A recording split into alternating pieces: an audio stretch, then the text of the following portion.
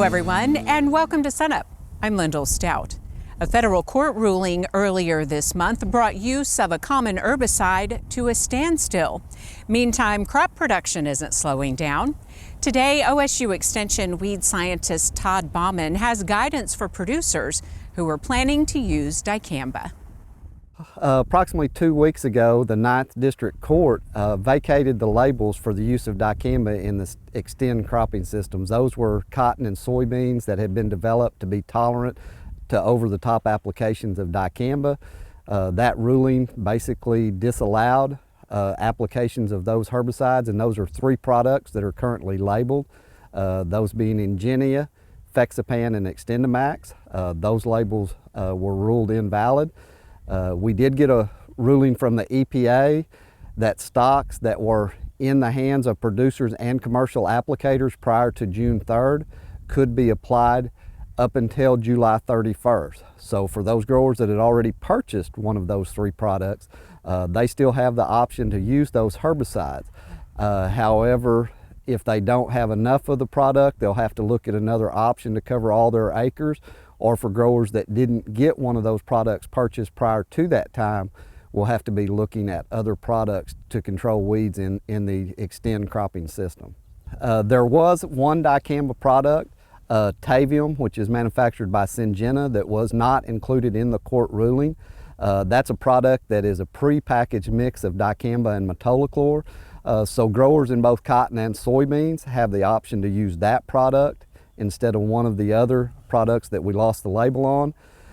There are some restrictions just like with the other herbicides, plus additionally with that product, it has to be applied by the V4 stage in soybeans or the 6th leaf stage in cotton. One of the recommendations that we have in both cotton and soybeans is looking at using a residual herbicide in combination with either Liberty Roundup, or if you do have Dicamba on hand, to extend that weed control, especially where you maybe don't have enough Dicamba to come back with a second shot. So adding a residual will be a key part of the component of making that overall weed control system work now. I would say if growers have any questions, contacting their local county extension office and those guys getting in touch with me, we'll try to do all that we can to go over some of these potential options and answer any questions that growers or applicators might have.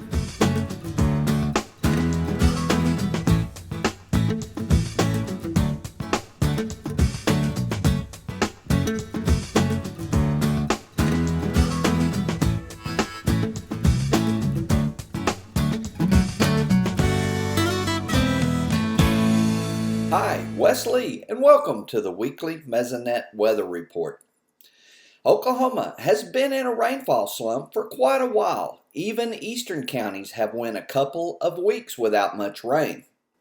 Weekly rainfall totals from June 17th show just how dry the week was. Fortunately, the best rain total hit one of the driest areas at Hooker, but even it was only 0.6 of an inch.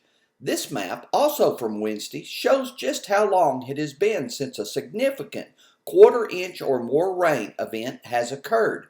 For Boise City, it has been almost half a year since a good rain has fallen. For other areas in the Northwest, it has been 3 weeks or longer.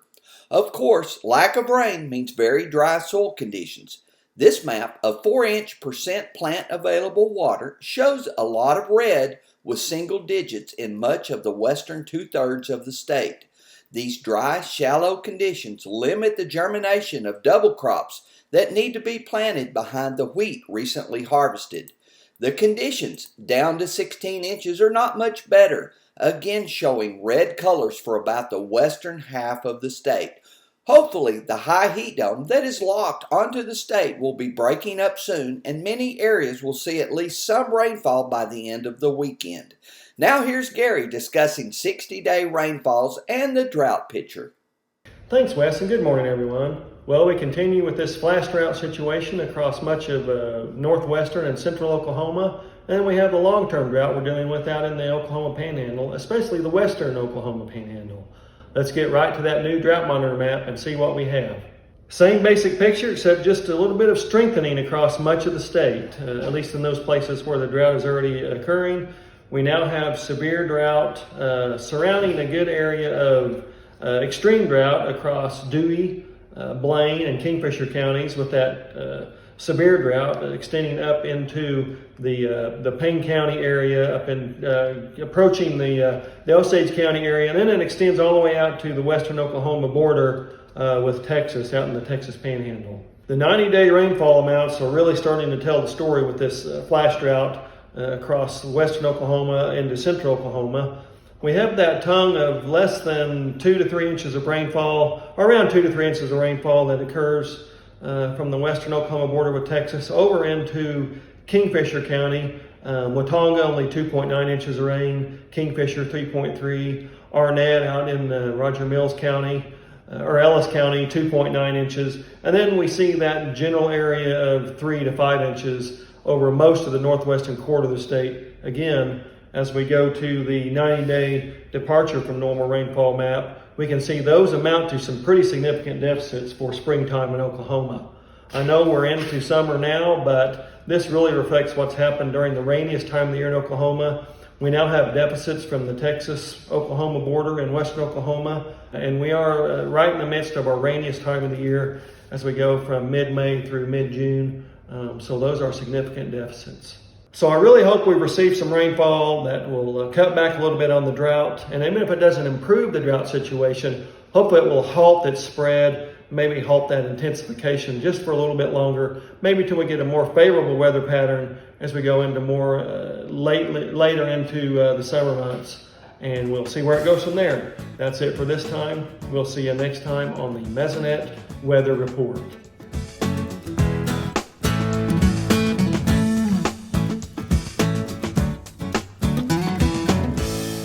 Every summer about this time, I like to give the management tip that producers with spring calving herds that are keeping a few replacement heifers that have gone through a breeding season, now's the time to visit with your local veterinarian and schedule to have those heifers pregnancy checked as soon as possible. And usually it takes about 60 days after the end of the breeding season before most experienced palpators are willing to go in and check those replacement heifers to see which ones actually did become bred.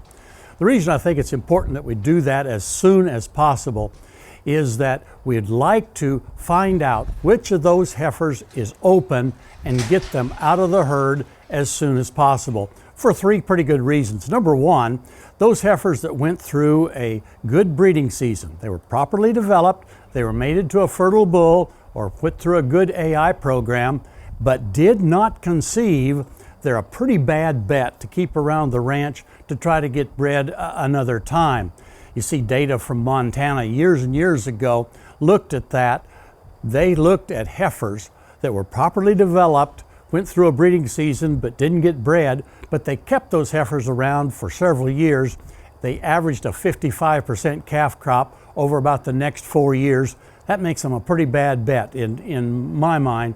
So I think we want to find out which of those heifers didn't get bred and get them out of the herd for that reason. There's something probably anatomically or physiologically wrong with those heifers that they didn't get bred, and there might be a little bit of a genetic component that we'd also like to get out of our herd.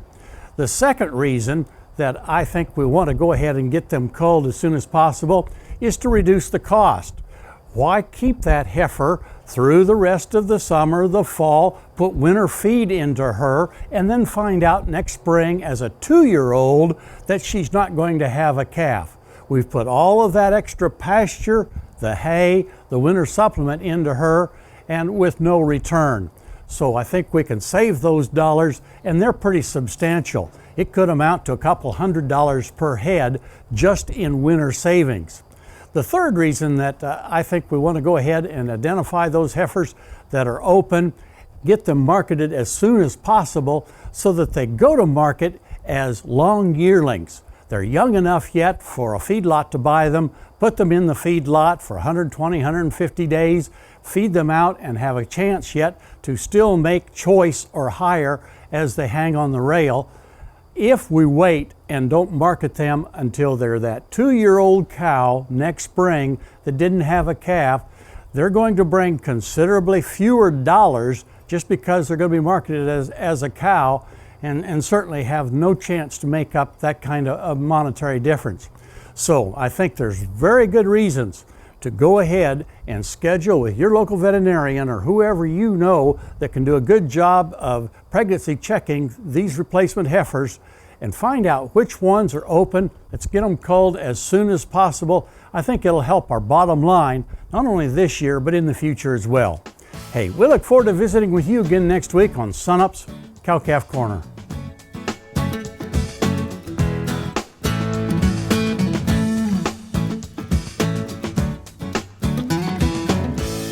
You may have heard about foods with probiotics and wondered, well, what are those? When we hear the word bacteria, we may automatically think of microorganisms that are harmful to us or make us sick. However, there are also bacteria that do things that are beneficial to us, such as helping digest food or producing vitamins. Probiotics are beneficial microorganisms that are similar to the ones that already live in our digestive system. They may be bacteria, such as lactobacillus or bifidobacterium. However, they may also be yeasts, such as Saccharomyces. There is evidence to suggest that probiotics keep our digestive tracts healthy and can help treat conditions such as diarrhea and irritable bowel syndrome. There's also research that suggests that probiotics also help support a healthy immune system. However, it's important to remember that not all probiotics perform the same functions. For example, just because one type of bifidobacterium probiotic helps with digestion, that doesn't mean that another type of bifidobacterium probiotic would help with digestion, or that a particular lactobacillus probiotic would help with digestion. Probiotics may be regulated as food, dietary supplements, or as drugs, depending upon their intended use. Keep in mind that the FDA does not have a recommended daily intake for probiotics, so there's no set amount or source. It's also important to remember to consult with a healthcare provider if you're considering a probiotic dietary supplement. If you'd like to eat foods that have probiotics, then there are a few that you can try that you're probably already familiar with, such as yogurt and sauerkraut, kombucha and kimchi that you can also try. So just a little bit of information for you to consider if you've been thinking about probiotics. For more information, please visit sunup.okstate.edu or fapc.biz.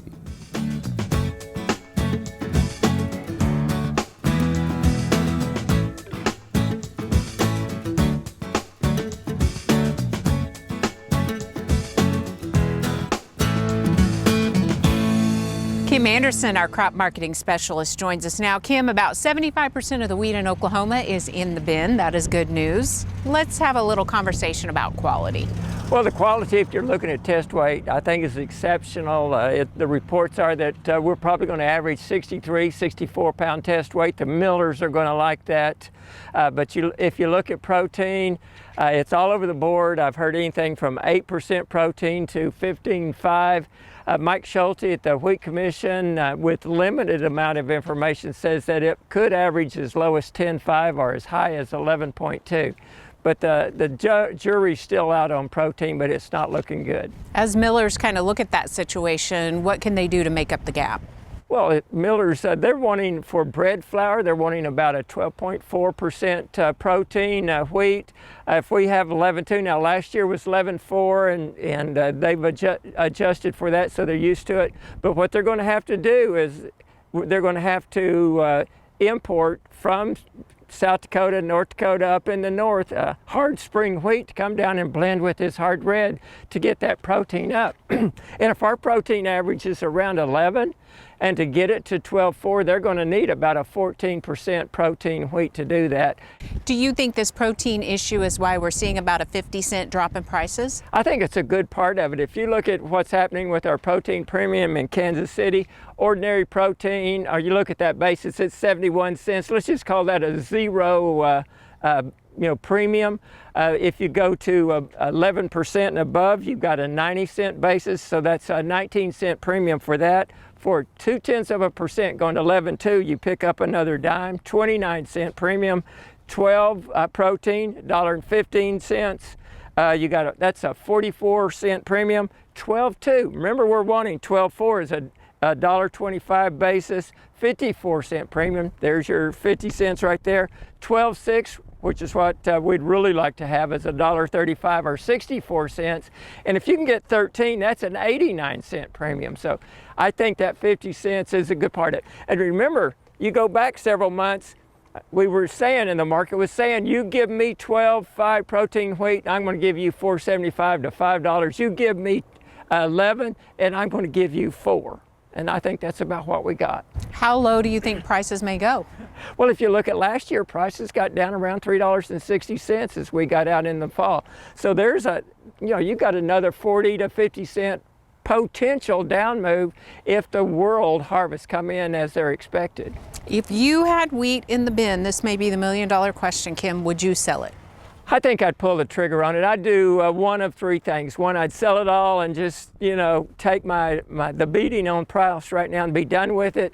Or I like a third, and a third. And rather than a third now and a third September, October, and a third in November, December, I'd do a third now, a third in July, and the final third in August. And if it looked like in August that the Black Sea was going to lose some wheat, I might hold a little bit of it, but a third, and a third, and a third. Or I would sell all the wheat and buy some call option contracts. You can get a December contract for around 24, 25 cents. Or you can get a March contract for 38, 40 cents like that. You're saving storage and interest 5, 6 cents a month to pay for that. So if you're looking at store now to November, I'd sell it and buy the call. Okay, good advice. Last but not least, switching gears just for a second, you're part of the team in ag economics studying how the coronavirus is impacting rural Oklahoma and agriculture in general. Well, we did a group of papers on that. Amy Hangerman and I teamed up on wheat and policy. We wanted to evaluate the impact of the coronavirus on Oklahoma agriculture and their income. Okay, well, we'll look forward to seeing that. And for more on that project, we turn now to Dr. Cheryl DeVuyst. This is unprecedented times that we are living in right now. And our agricultural economics faculty, extension specialists, and staff have taken the time to serve our state and our constituents by helping them to know how the pandemic has impacted Oklahoma agriculture and our rural economy. We have 12 reports that are being published for everyone to look at, and there are many areas between livestock production, crop production, tourism in the state and how it has been impacted, rural broadband. That's been so important during this time of teaching your children from home, and many other areas that to make good decisions as policymakers and as community members, we all need to know. And that's where our faculty stepped up and said, we need a starting point to determine how has COVID-19 and the health and well-being and economic disruptions, how have they impacted our state and community?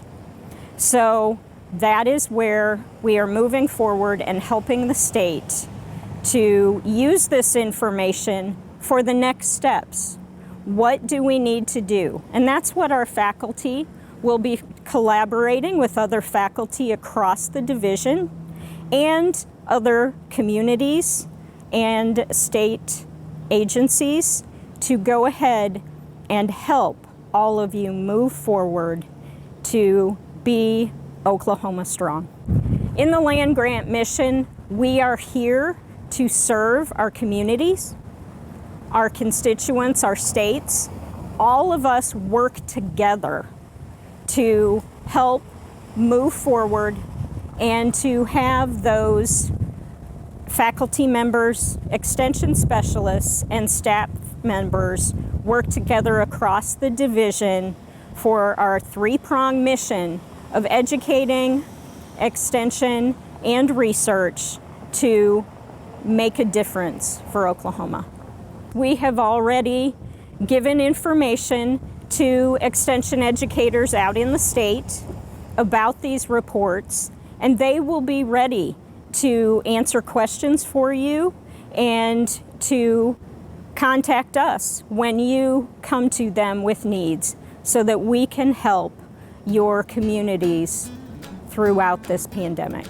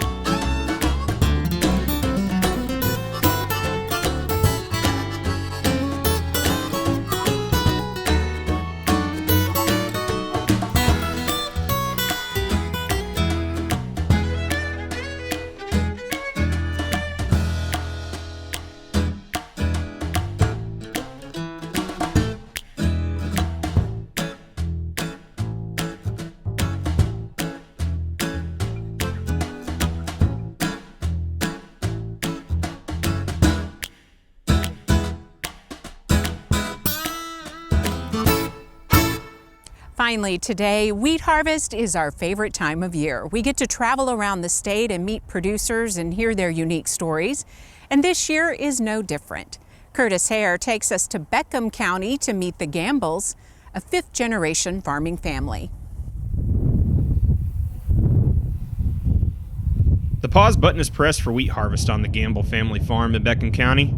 The combine is throwing a fit again, but crankiness is expected for a machine of this age.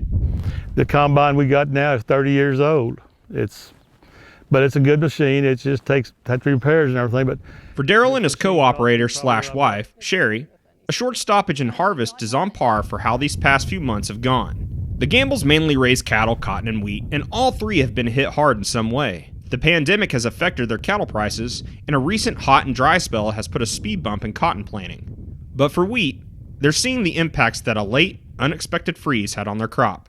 we had 2 or 3 of them, you know, and what's amazed me, it didn't just affect our wheat, it affected our grass too. Our grass, it was set back a month coming out this year. We also had one in the first week in May, and it was devastating on our wheat. Not totally devastating though. We are cutting it and it's yielding decent. Although it's been a rough few months, when you've been farming as long as the Gambles, you learn to take on the hard times with a smile and a simple phrase. We will get through it. With a little TLC, the combine is ready for cutting, and Sherry assumes her main job on the operation. A position she accepted years ago when they lost their entire cotton crop, forcing Daryl to shift his focus in replanting. So he brought home that combine manual that night and said, "Do you think you could learn to run the combine?" And he handed me the manual and said, "There will be a test in the morning." So that's how I started running the combine, and I've ran it ever since. The Gambles are at the age where it's time to hang it up. But like many farming families, walking away isn't easy. Well, one thing is you enjoy it. We was raised out here, and I believe it's, even though you retire, you don't want to quit totally. You want to keep going some. But the most important reason they're keeping at it, family. I never honestly felt like I would have that feeling that I wanted to come back and farm. We started coming out on the weekends, helping my family during the busy times, planting, harvesting, weaning calves, things like that. And my husband and I both started having the same feeling that we could see ourselves raising our kids this way. So they left the big city life in Houston to raise their 2 kids, Emma and Ethan, on the family farm. And the kids love it. Daryl and Sherry will eventually leave their business to Lindsay. But they're in no rush because the work keeps them all together. It's just very important to us. It's just brought such joy to our lives to have them back and to be able to watch our grandchildren grow up. Lindsay is the 4th generation of Gambles to farm right here on Beckham County soil, making Ethan and Emma the 5th generation. And they've already got a few years of farming under their belt. Walk me through and tell me how long you've been farming. I've been farming about like 4 years. It's kind of like fun for me, and I get to ride with my mom all the time. You get to spend time with your family while helping them, and I like helping them a lot. And you just get to spend more time with your family than you would if we were in the city and they had to go to their jobs and everything. So farming, you just get to see your parents a lot more, and I like that. While all Ethan talks about is tractors and being a farmer when he grows up, Emma thinks she'll pick a different career. Well, maybe. And so I don't know. I mean, I'm just 11, so I don't really know, but I really think I'll probably end up being a pharmacist, but I don't know. So it's a good feeling. This land is not my land. That's land, we own quite a bit of land, but it's not mine, it's their land, and I hope it's my grandkids' land. And I hope it stays in the generation for a long time, but who knows? We can't guarantee that, but that's my dreams. And to see them reach the age where they're able to retire, it just thrills my heart. I can't wait to see the day when they just go off on their motorhome and they're gone for months at a time and they know that I'm here taking care of the farm. But like the old combine that's still combing the fields, Daryl and Sherry still have a few more passes before the new generation takes over. In Beckham County, I'm Curtis Hare.